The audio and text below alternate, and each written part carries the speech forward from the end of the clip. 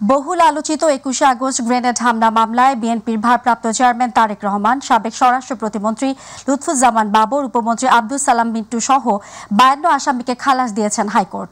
একই সঙ্গে বিচারিক আদালতের রায় পুরোপুরি বাতিল করেছেন হাইকোর্ট। দীর্ঘ ২০ বছর আগের ঘটনায় ন্যায় বিচার পেয়েছেন বলে জানিয়েছেন আসামি পক্ষের আইনজীবীরা। রায় সন্তুষ্ট আসামিদের পক্ষের পরিবারও। বিস্তারিত রিপোর্টে নিয়ে আছেন আবু সাইদ অপু। ২০০৪ সালের ২১ আগস্ট রাজধানীর বঙ্গবন্ধু এভিনিউতে সন্ত্রাসবিরোধী জনসভার আয়োজন করে আওয়ামী লীগ। ওই জনসভায় তৎকালীন বিরোধী দলীয় নেতা শেখ হাসিনার বক্তব্য চলাকালে গ্রেনেড বিস্ফোরিত হয়। এতে আওয়ামী লীগ নেত্রী আইভি রহমান সহ ২৪ জন নিহত হন আর আহত হন আওয়ামী লীগের ৩ শতাধিক নেতাকর্মী। আর এই ঘটনায় তখন মতিঝিল থানায় হত্যা ও বিস্ফোরক আইনে ২টি মামলা দায়ের করা হয়। তবে তদন্তে কোনো অগ্রগতি হয়নি। ২০০৭ সালে প্রথম একটি অভিযোগপত্র দাখিল করা হয়। পরে ২০০৯ সালে আওয়ামী লীগ ক্ষমতায় এসে আরও একটি তদন্ত শুরু করে। তখন হুজি নেতা মুফতি হান্নানের জবানবন্দিতে নতুন করে অভিযোগপত্র দাখিল করেন। সেখানে বিএনপি চেয়ারপারসন তারেক রহমান সহ ৫২ জনকে আসামি করা হয়। ২০১৮ সালের ১০ অক্টোবর দ্রুত বিচার ট্রাইব্যুনাল সাবেক স্বরাষ্ট্র প্রতিমন্ত্রী লুৎফুজ্জামান বাবর, সাবেক শিক্ষা উপমন্ত্রী আব্দুস সালাম পিন্টু, ডিজিএফের ডিজি রকিনুজ্জামান হায়দার সহ ১৯ জনকে মৃত্যুদণ্ড দেয় আর তারেক রহমান সহ ১৯ জনকে দেওয়া হয় যাবজ্জীবন কারাদণ্ড। ৬ বছর পর আপিলের রায়ে রোববার বিচারপতি এ.কে.এম. আসাদুজ্জামান ও বিচারপতি সৈয়দ এনায়েত হোসেনের হাইকোর্ট বেঞ্চ সব আসামিদের খালাস দিয়ে বিচারিক আদালতে রায় বাতিল করে দেন। ঘটনার সঙ্গে আসামিদের কোনো ধরনের সম্পৃক্ততা পায়নি উচ্চ আদালত। পরে আসামিপক্ষের আইনজীবীরা জানান, প্রকৃত অপরাধী না খুঁজে আওয়ামী লীগ রাজনৈতিক ফায়দা হাসিলে এই পথ বেছে নিয়েছে। কিন্তু এই মামলায় রাজনৈতিকভাবে এই মামলার ইনভেস্টিগেশন হয়ে যে অভিযোগপত্র আসলো, যেই ট্রায়াল আজকে ১৬ বছর, ২০০৮ সন থেকে আজকে ২০২৪, এই ১৬ বছর যেই ট্রায়াল আমরা দেখলাম, যেহেতু আজকে শেষ রায় আমরা পেয়েছি এবং আশানুরূপ সমস্ত আসামিদেরকে মাননীয় আদালত খালাস করে দিয়েছেন, ইনক্লুডিং নন অ্যাপিলিং অ্যাকিউজড, অর্থাৎ তারেক রহমান সাহেব এবং যারা কাজী কায়কোবাদ এবং অন্যান্য যারা আপিল করতে পারেননি তাদেরকেও এটা উনি খালাস দিয়েছেন। আমরা কোর্টের কাছে কৃতজ্ঞ। এই যে গ্রেনেড হামলাটা হয়েছিল, আমাদের বিশ্বাস তারা রাজনৈতিক উদ্দেশ্য প্রণোদিতভাবে এই গ্রেনেড হামলাটা তখন হয়েছিল এবং সেখানে প্রথম চার্জশিট, দ্বিতীয় চার্জশিট, তৃতীয় চার্জশিট তারেক রহমানের নাম কোথাও উল্লেখ ছিল না। সাবসিকুয়েন্টলি তারেক রহমানকে আব্দুল কাহার আকুনকে দিয়ে এই মামলার মধ্যে সম্পৃক্ত করেন এবং সম্পৃক্ত করে তাকে এই মামলায় সাজা দেওয়ার ব্যবস্থা করেন। আর আইনজীবীরা বলছেন, জিয়া পরিবার ও বিএনপির ভারপ্রাপ্ত চেয়ারম্যান তারেক রহমানকে যাবজ্জীবন দণ্ড দিয়ে রাজনৈতিকভাবে বিতর্কিত করা হয়েছে।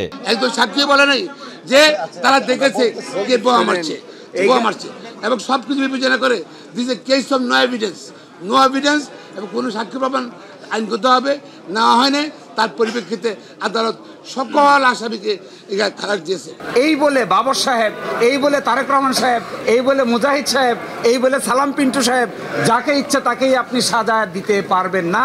এটা ক্রিমিনাল জুরিসপ্রুডেন্সের কোনো নিয়মের মধ্যে পড়ে না।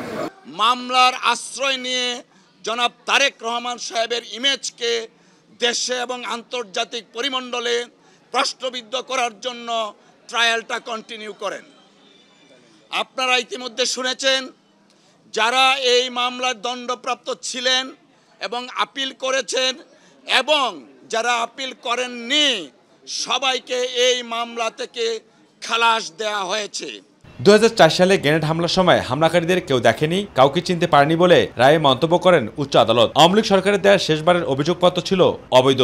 সব দিক বিবেচনায় প্রায় ২ যুগ ধরে ঝুলে থাকা মামলাটি বিচারিক আদালতে পুরো রায় বাতিল করে দেন হাইকোর্ট।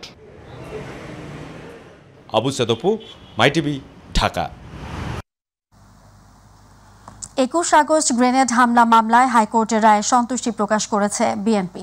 রায়ের খবর পাওয়ার পরপরই নয়াপল্টনে দলটির কেন্দ্রীয় কার্যালয়ে অনুষ্ঠিত সংবাদ সম্মেলনে বিএনপির সিনিয়র যুগ্ম মহাসচিব রুহুল কবির রিজভী বলেন, ২১ আগস্ট গ্রেনেড হামলা মামলায় হাইকোর্টের রায়ের ন্যায় বিচার প্রতিষ্ঠিত হয়েছে।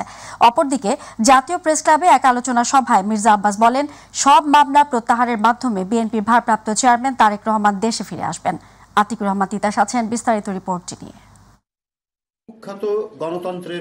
২১ আগস্ট গ্রেনেড হামলা মামলায় হাইকোর্টের রায়ে সন্তুষ্টি প্রকাশ করেছে বিএনপি। রায়ের খবর পাওয়ার পরপরই নয়াপল্টনে দলটির কেন্দ্রীয় কার্যালয়ে অনুষ্ঠিত সংবাদ সম্মেলনে বিএনপির জ্যেষ্ঠ যুগ্ম মহাসচিব রুহুল কবির রিজভী বলেন, ২১ আগস্ট গ্রেনেড হামলা মামলায় হাইকোর্টের রায়ে ন্যায় বিচার প্রতিষ্ঠিত হয়েছে। আমরা দীর্ঘদিন রাজনৈতিক সংগ্রাম এবং ন্যায় বিচারের জন্য যে সংগ্রাম করেছি তার কিছুটা হলেও আজকে প্রতিফলন হয়েছে। আওয়ামী লীগ রাষ্ট্রশক্তিকে ব্যবহার করে অবৈধভাবে তারেক রহমান সহ অন্যদের বিরুদ্ধে সাজা দিয়েছিল উল্লেখ করে তিনি বলেন, আপিল বিভাগ যথার্থ রায় দিয়েছেন। তারা যারা তারেক রহমানকে এবং বিএনপির অন্যান্য নেতৃবৃন্দকে জোর করে রাষ্ট্রশক্তি দিয়ে তাদের উপর তারা সাজা দিবে, শাস্তি দিবে, এটাই ছিল তাদের উদ্দেশ্য। আমি মনে করি যে আপিল বিভাগ যথার্থ বিচার করেছেন, ন্যায় বিচার হয়েছে। জাতীয় প্রেস ক্লাবের আব্দুল সালাম হলে স্বাধীনতা ফোরাম আয়োজিত আলোচনা সভায় দলের স্থায়ী কমিটির সদস্য মির্জা আব্বাস বলেন, সব মামলা প্রত্যাহারের মাধ্যমে বিএনপির ভারপ্রাপ্ত চেয়ারম্যান তারেক রহমান দেশে ফিরে আসবেন। তিনি আমাদের মাঝে সহি সালামতে ফিরে আসবেন খুব তাড়াতাড়ি। এই জন্যই আল্লাহ তাআলা তাকে সুস্থ করেছেন, সুস্থ রেখেছেন এবং খালাস দিয়েছেন। এদিকে রাজধানীর মহাখালীর ব্র্যাক সেন্টার ইনএসিপিটির এক অনুষ্ঠানে বিএনপির স্থায়ী কমিটির সদস্য আমির খসরু মাহমুদ চৌধুরী বলেন, গণতান্ত্রিক নির্বাচনী প্রক্রিয়া ছাড়া কিছু মানুষকে সংস্কারের অধিকার কেউ দেয়নি। হঠাৎ করে আমরা যদি মনে করলাম আমরা কয়জন মিলে যে এই রিফর্মগুলো দরকার দেশের জন্য, আগামী দিনের জন্য, তারপর থেকে বাংলাদেশ একদম সেট হয়ে গেল। এই ধরনের ধারণার মধ্যে যারা থাকে তাদের জন্য আমার মেসেজ, এই ধরনের চিন্তা করা হবে না, কারণ এই দায়িত্ব কেউ কাউকে দেয় নাই। আতিকুর রহমান তিতাস, মাই টিভি। খুনের রাজত্ব কায়েম করতে পতিত সরকার 2041 সাল পর্যন্ত বাংলাদেশকে লিজ নিয়েছিল বলে মন্তব্য করেছেন জামায়াত ইসলামের আমির ডক্টর শফিকুর রহমান। বিকেলে ফরিদপুরের রাজেন্দ্র কলেজ মাঠে জেলা জামায়াত ইসলাম আয়োজিত জনসমাবেশে প্রধান অতিথির বক্তব্যে তিনি এসব কথা বলেন। এর আগে খুলনায় কর্মী সম্মেলনে জামায়াত আমির বলেন, মর্যাদাশীল বাংলাদেশ চায় তার দল। প্রতিনিধি শফিকুল ইসলাম জনি ও শিশির মল্লিকের তথ্যচিত্রে শামস তাবরিজ উচ্ছ্বাসের রিপোর্ট। রোববার সকালে খুলনার খানজাহান আলী থানা জামায়াতের উদ্যোগে স্থানীয় ইস্টার্ন জুটস মিল শ্রমিক ময়দানে কর্মী সম্মেলনে যোগ দেন জামায়াতে ইসলামের আমির ডাক্তার শফিকুর রহমান। প্রধান অতিথির বক্তব্যে তিনি বলেন, স্বৈরাচারের দোসররা এখনো দেশকে অস্থিতিশীল করতে উস্কানি দিচ্ছে, তবে সেই ফাঁদে কোনোভাবেই পা দেয়া যাবে না। জাতীয় প্রয়োজনে জনগণের ঐক্যের কোনো বিকল্প নেই, তাই সকলকে ঐক্যবদ্ধ প্রয়াসের মধ্য দিয়ে দেশকে এগিয়ে নিয়ে যাওয়ার আহ্বান জানান তিনি। আমরা একটা মর্যাদাশীল বাংলাদেশ চাই, যে বাংলাদেশ বিদেশে সবাইকে বন্ধু হিসাবে দেখবে, কাউকেই প্রভু মেনে নেবে না, আল্লাহ ছাড়া কারো কাছে মাথা নত করবে না, যেদিকে হাত বাড়াবো সেই দিকে বন্ধুর হাত পেতে চাইব, কোন আগ্রাসী হাত আমরা দেখতে চাই না। বিকেলে ফরিদপুরের রাজেন্দ্রপুর কলেজ মাঠে জেলা জামায়াত ইসলামের আয়োজিত জনসমাবেশে প্রধান অতিথির বক্তব্যে জামায়াতের আমির বলেন, খুনের রাজত্ব কায়েম করতে পতিত সরকার 2041 সাল পর্যন্ত বাংলাদেশকে লিজ নিয়েছিল। তারা বলতেন তারা এই দেশকে 41 সাল পর্যন্ত লিজ নিয়েছেন, জনগণ 5 বছরের জন্য রায় দিবে সেই সুযোগও তারা দেননি। 14 নির্বাচন বিভিন্ন পোলিং সেন্টারের সামনে কুকুর ঘুমিয়েছে সেদিন শান্তিতে, মানুষ যায়নি ভোট দিতে, তারপরেও নাকি 42% মানুষ ভোট দিয়েছিল। বাংলাদেশ জামায়াত ইসলাম দেশকে ন্যায় বিচার ও ভ্রাতৃত্বের ভিত্তিতে কল্যাণ রাষ্ট্র হিসেবে গড়ে তুলতে বদ্ধপরিকর বলেও জানান দলটির আমির ডক্টর শফিকুর রহমান। আমরা হত্যাকারী এবং হত্যার পরিকল্পনাকারীদের নাম জানতে চাই, ওদের মুখ দেখতে চাই, ওদের আমরা ফাঁসি চাই। শামস তাবরিজ উচ্ছ্বাস, মাই টিভি নিউজ ডেস্ক। কুকুর ঘুমিয়েছে সেদিন শান্তিতে, মানুষ যায়নি ভোট দিতে, তারপরেও নাকি 42% মানুষ ভোট দিয়েছিল। বাংলাদেশ জামায়াত ইসলাম দেশকে ন্যায় বিচার ও ভ্রাতৃত্বের ভিত্তিতে কল্যাণ রাষ্ট্র হিসেবে গড়ে তুলতে বদ্ধপরিকর বলেও জানান দলটির আমির ডক্টর শফিকুর রহমান। আমরা হত্যাকারী এবং হত্যার পরিকল্পনাকারীদের নাম জানতে চাই, ওদের মুখ দেখতে চাই, ওদের আমরা ফাঁসি চাই। শামস তাবরিজ উচ্ছ্বাস, মাই টিভি নিউজ ডেস্ক। পাচার হওয়া অর্থ ফেরানোর বিষয়ে সরকার প্রতিশ্রুতিবদ্ধ, তাই এফবিআই সহ আন্তর্জাতিক সংস্থাগুলোর সাথে সরকার আলোচনা করবে বলে জানালেন প্রধান উপদেষ্টার প্রেস সচিব শফিকুল আলম। এর আগে রবিবার সকালে শ্বেতপত্র পূরণ কমিটির প্রধান অর্থনীতিবিদ ডক্টর দেবপ্রিয় ভট্টাচার্যের নেতৃত্বে গঠিত কমিটি প্রধান উপদেষ্টার কাছে চূড়ান্ত প্রতিবেদন জমা দেন। প্রতিবেদনে অনিয়ম ও দুর্নীতির ভয়াবহ চিত্র উঠে আসে। বিস্তারিত এস এম তানভীরের রিপোর্টে। রবিবার দুপুরে অর্থনীতিতে অনিয়ম ও দুর্নীতি তদন্তে গঠিত শ্বেতপত্র প্রণয়ন কমিটির প্রতিবেদনটি প্রধান উপদেষ্টা ডক্টর মোহাম্মদ ইউনূসের কাছে জমা দেন, যেখানে শেখ হাসিনার শাসনামলে বছরে গড়ে 16 বিলিয়ন মার্কিন ডলার বিদেশে পাচারের তথ্য উঠে এসেছে। এদিকে সন্ধ্যায় রাজধানী ফরেন সার্ভিস একাডেমিতে সমসাময়িক বিষয়ে আয়োজিত সংবাদ সম্মেলনে প্রধান উপদেষ্টার প্রেস সচিব বলেন, পাচার হওয়া অর্থ ফেরত আনার ব্যাপারে কাজ করবে সরকার। যেই টাকাগুলো বাইরে চলে গেছে, এটা আমাদের গভর্নমেন্টের একটা অন্যতম কমিটমেন্ট। এই টাকা যেভাবে হোক আমরা এটা ফেরত আনার চেষ্টা করব এবং সেই অনুযায়ী এই 10 তারিখের থেকে 10ই ডিসেম্বরের থেকেই আপনি দেখবেন যে আমরা অনেকগুলো কাজ শুরু হয়ে যাচ্ছে। বাংলাদেশের আর্থিক খাতে লুটপাটের চিত্র পাঠ্য বইয়ে আসা উচিত এবং শিক্ষার্থীদের এই বিষয়ে সচেতন করা উচিত বলেও জানান প্রেস সচিব। এইটা লুটপাটের এমনই চিত্র, এই চিত্রটা আসলে আমাদের টেক্সট বুকে আসা উচিত। টেক্সট বুকের যেটা কলেজে বা ইউনিভার্সিটিতে জানা উচিত যে গত 15টা বছর কিভাবে এই লুটপাটটা চলেছে। প্রেস সচিব আরও বলেন, শ্বেতপত্রের যে চিত্র বেরিয়ে এসেছে তা ভয়াবহ। এই মহাচুরির বিচার অবশ্যই হবে। এই যে এই ধরনের একটা মহাচুরি, ইন্ডাস্ট্রিয়াল স্কেলের যে চুরি হয়েছে, তো সেই চুরি তো অবশ্যই বিচার হবে, কেউ ছাড় পাবে না প্রত্যেকটা জিনিস। কিন্তু একটা কথা হচ্ছে যে আমাদের এটার জন্য মানে আমরা যেটা হচ্ছে যে এভিডেন্সগুলো কালেক্ট করে তারপরে তো আমরা কেসগুলো করব এবং কিছু কিছু হচ্ছেও। SM. Tanvir, my TV, Dhaka.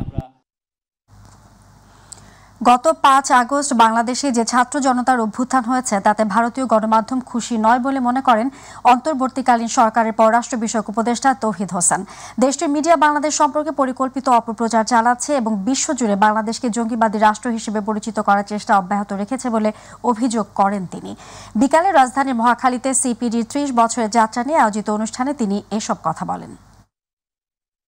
I've been very unhappy, I would say, with the revolution that has taken place, but now it has turned into in a sort of organized propaganda, not only in India but all over the world, to prove that Bangladesh is going to become some sort of a state where the minorities are oppressed. Then the Taliban type of government as if is coming into being, etc., etc. তত্ত্বাবধায়ক সরকার ব্যবস্থা বাতিল সংক্রান্ত সংবিধানের 13শ সংশোধনী বাতিলের রায়ের বিরুদ্ধে দায়ের করা পৃথক 3 রিভিউ আবেদনের শুনানির জন্য আগামী 19 জানুয়ারি দিন ধার্য করেছেন আপিল বিভাগ। প্রধান বিচারপতি সৈয়দ রেফাত আহমেদের নেতৃত্বে 6 বিচারপতির আপিল বিভাগে দিন ধার্য করেন। বিএনপি ও জামায়াতের আইনজীবীর আবেদনের পরিপ্রেক্ষিতে আদালত শুনানির দিন পিছিয়ে দেন। তত্ত্বাবধায়ক সরকার ফিরিয়ে আনতে 3টি পৃথক রিভিউ আবেদন দায়ের করেন বিএনপি মহাসচিব মির্জা ফখরুল ইসলাম আলমগীর, জামায়াত ইসলামের সেক্রেটারি জেনারেল অধ্যাপক মিয়া গোলাম পরওয়ার ও সুজনের সম্পাদক doctor Badiul Alam Majumdar.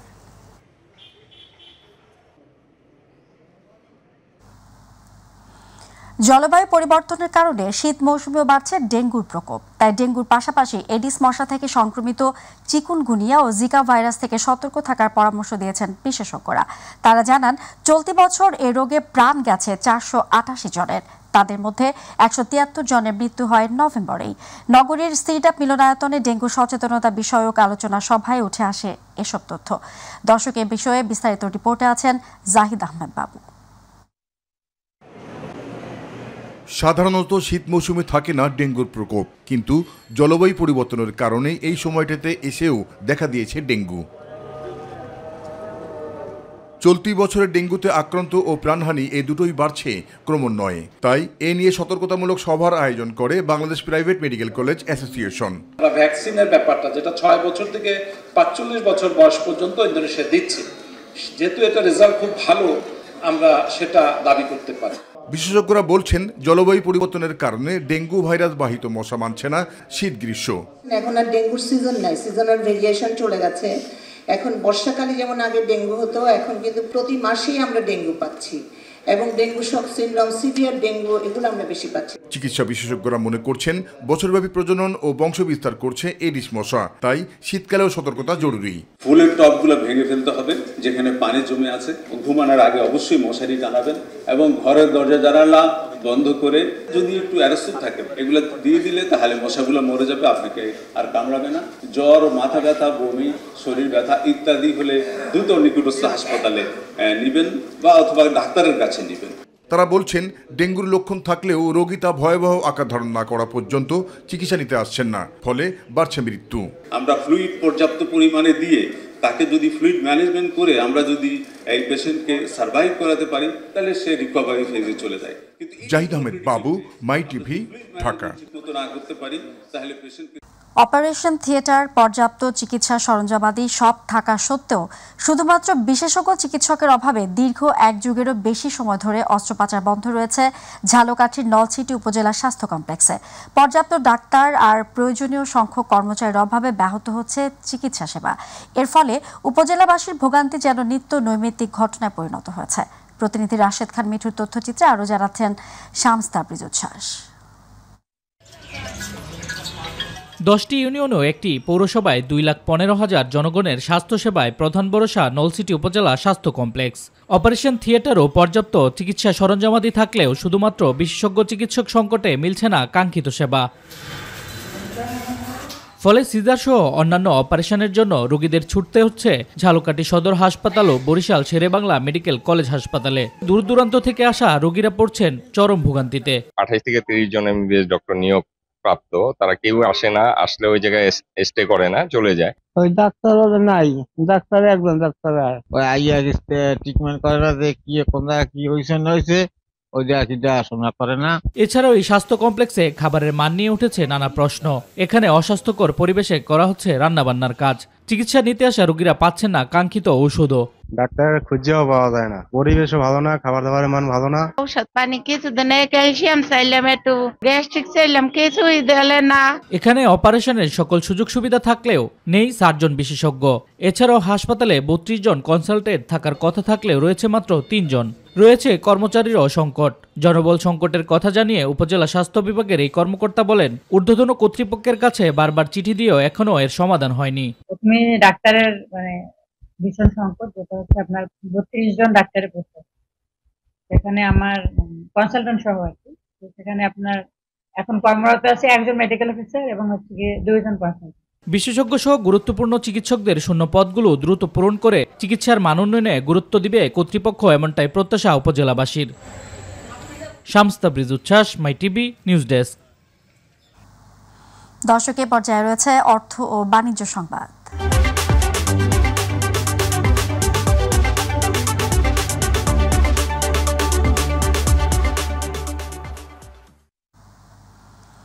Global electronics brand ওয়ালটনের সঙ্গে যুক্ত হলেন অভিনেতা সিয়াম আহমেদ। আগামী 1 বছর ওয়ালটন কেবলসের ব্র্যান্ড অ্যাম্বাসেডর হিসেবে কাজ করবেন দেশের জনপ্রিয় এই অভিনেতা। সম্প্রতি রাজধানীতে ওয়ালটন কর্পোরেট অফিসে আনুষ্ঠানিকভাবে ওয়ালটন কেবলসের অ্যাম্বাসেডর হিসেবে চুক্তিবদ্ধ হন সিয়াম আহমেদ।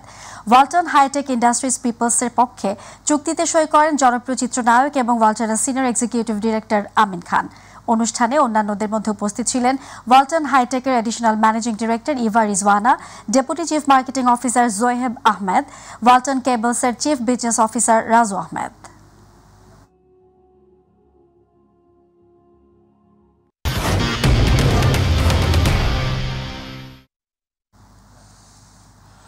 জমকালো আয়োজনে উন্মোচন করা হলো বিপিএল এর অফিসিয়াল মাস্কট ডানা 36। রাজধানীর একটি 5 তারকা হোটেলে প্রথমবারের মতো সংযোজিত এই মাস্কট উন্মোচন করেন ক্রীড়া উপদেষ্টা আসিফ মাহমুদ সজীব ভুঁইয়া। অনুষ্ঠান শেষে বিসিবি সভাপতি ফারুক আহমেদ জানান, নানা উদ্যোগের মাধ্যমে বিপিএলকে সারা দেশে ছড়িয়ে দিতে চায় বোর্ড। এস এম আরিফ আছেন বিস্তারিত রিপোর্টে। এসো দেশ বদলাই পৃথিবী বদলাই, এই প্রতিপাদ্য নিয়ে বছরব্যাপী তারুণ্যের উৎসব 2025 পালন করবে যুব ও ক্রীড়া মন্ত্রণালয়। এর শুরুটা হচ্ছে Bangladesh premier league cricket BPL দিয়ে। 30 ডিসেম্বর শুরু হওয়া 11তম আসরকে ঘিরে ইতিমধ্যেই নানা উদ্যোগ গ্রহণ করেছে বিসিবি, যার মধ্যে অন্যতম মাস্কট। বিপিএল এর ইতিহাসে প্রথমবারের মতো এই ধারণা যোগ করেছে বোর্ড। ডানা 36 নামের এই মাস্কট এবার দর্শকদের সামনে উন্মোচন করা হয়েছে। সেই সাথে শুরু হয়েছে তারুণ্যের উৎসব 2025-এর সূচনাও। ভিন্ন ক্ষেত্রে যত মতভেদই থাকুক না কেন, খেলার ক্ষেত্রে আমরা ঐক্যবদ্ধ হয়ে যাই। জাতীয় ঐক্য বজায় রেখে দেশ পুনর্গঠন ও রাষ্ট্র সংস্কারে এগিয়ে যাওয়াই এই তারুণ্যের উৎসব 2025-এর অন্যতম উদ্দেশ্য। অনুষ্ঠান শেষে গণমাধ্যমের সাথে কথা বলেন বিসিবি সভাপতি, জানান সব পক্ষের সহযোগিতায় দারুণ একটি আসর উপহার দিতে চায় বর্তমান বোর্ড। নতুন তো কিছু দেখতে পাচ্ছেন, বেশ কিছু আমরা পদক্ষেপ নিয়েছি যেটা আগে কখনো হয়নি। সো এখন সেটা একটু আগে বলেছি যে এটা আসলে আমরা যত দূর যাব, এগিয়ে যাব, ততটা বুঝতে পারবো যে আমরা কতটুকু সম্পৃক্ত করতে পেরেছি। বাট একটা স্টার্ট হলো, আমার মনে হয় যে এটা সমাপ্তি খুব সুন্দরভাবেই হবে। গণমাধ্যমের প্রশ্নে উঠে আসে সাকিব আল হাসানের না থাকার প্রসঙ্গ। আমি চাই সাকিব আল হাসান খেলুক, কিন্তু ওর ব্যাপারটা আসলে পুরোপুরি ওর যে কারণে সে আসতে পারছে না, এটা কিন্তু আসলে ক্রিকেট বোর্ড এটার সাথে কোনোভাবে সম্পৃক্ত না। সেটার অ্যান্সার করা আমার জন্য খুব ইজি না আর কি। সো এটা দেখতে হবে আইন শৃঙ্খলা রক্ষাকারী বাহিনী, কোর্ট আছে, যারা আছেন তারা যেখানে আছেন তাদেরই এটা ব্যাপারটা মীমাংসা করতে হবে। চট্টগ্রাম সহ একাধিক ফ্র্যাঞ্চাইজি খেলোয়াড়দের আগের পাওনা বুঝিয়ে দেননি। এই ব্যাপারে বোর্ড কাজ করছে বলেও জানান ফারুক আহমেদ। 4-5টা টিম তখন ছিল, তাদের কাছে এই সেম অ্যামাউন্টের টাকা বাকি ছিল, চিরং কিংসের কম ছিল, ওইটা আমরা একটা পর্যায়ে এনেছি, বাট ওই বাকি টাকাটাতে এখনো পাইনি, বাট আমি আশা করছি এই চলাকালীন সময় পেয়ে যাব। এস এম আরিফ, মাই টিভি, ঢাকা।